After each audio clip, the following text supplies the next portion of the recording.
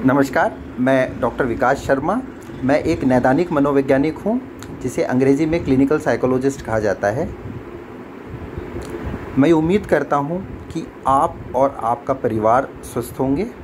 साथ ही मैं उन परिवारों के प्रति संवेदना व्यक्त करना चाहता हूँ जिन्होंने अपने किसी प्रियजन को इस कोरोना बीमारी की वजह से खोया है। कोरोना बीमारी ने हमारे मानसिक स्वास्थ्य पे प्रतिकूल प्रभाव डाला है।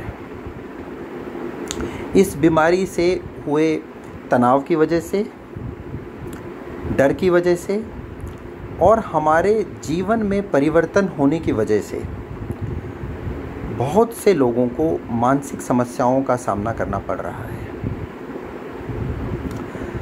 मैं कुछ सुझाव देना चाहूँगा जो शायद आपके लिए उपयोगी हों। सबसे पहले तो ये देखा गया है कि बहुत से लोगों ने अपने जीवन से व्यवस्था को छोड़ दिया है। मैं ये कहना चाहता हूँ कि उनकी दिनचर्या स्ट्रक्चर्ड नहीं है, अनस्ट्रक्चर्ड हो गई है। कौन सा काम कब करना है, ये टाइम टेबल डिस्टर्ब हो गया है। एक स्ट्रक्चर्ड डे का होना बहुत ज़रूरी है। आपको पता होना चाहिए कि कब आप कौन सी एक्टिविटी करेंगे।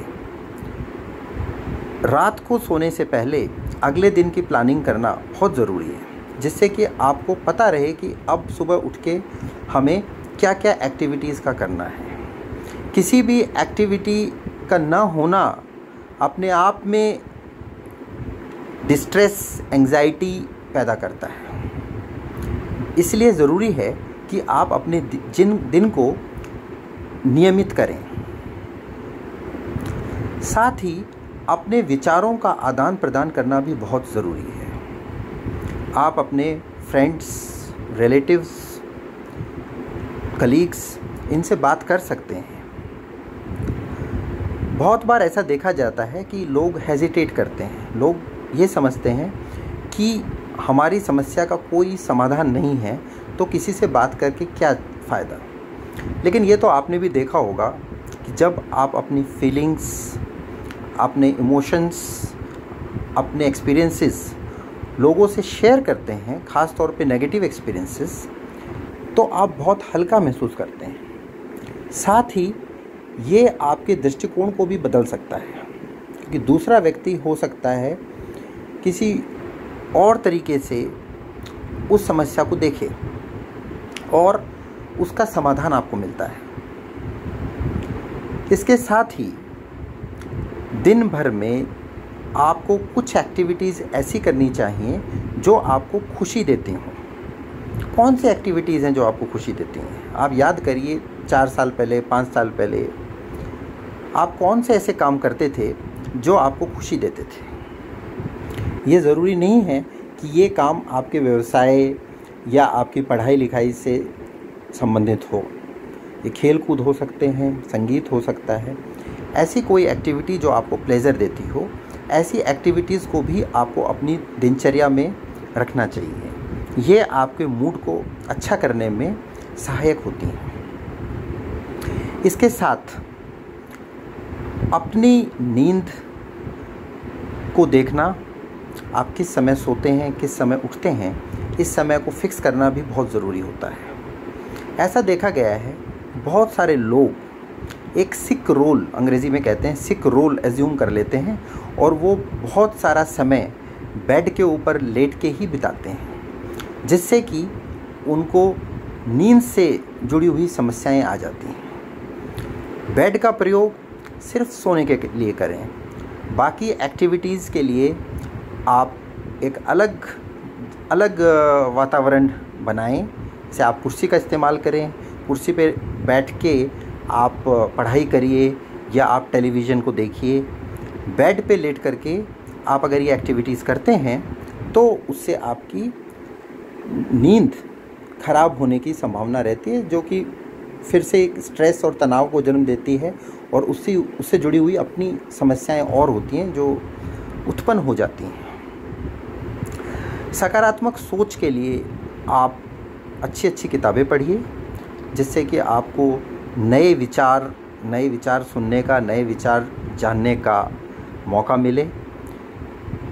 एंग्जाइटी, अराउजल लेवल को कम करने के लिए आप मेडिटेशन कर सकते हैं, आप डीप ब्रीदिंग एक्सरसाइजेस कर सकते हैं। होता क्या है कि जब हम परेशान होते हैं तो कई ऐसी सिचुएशंस होती है कि हम बहुत ज़्यादा उत्तेजित भी रहते हैं। तो इस उत्तेजना के स्तर को कम करने के लिए डीप ब्रीदिंग या मेडिटेशन, ये एक्टिविटीज़ बहुत कारगर हैं। तो आप ये एक्टिविटीज़ भी कर सकते हैं।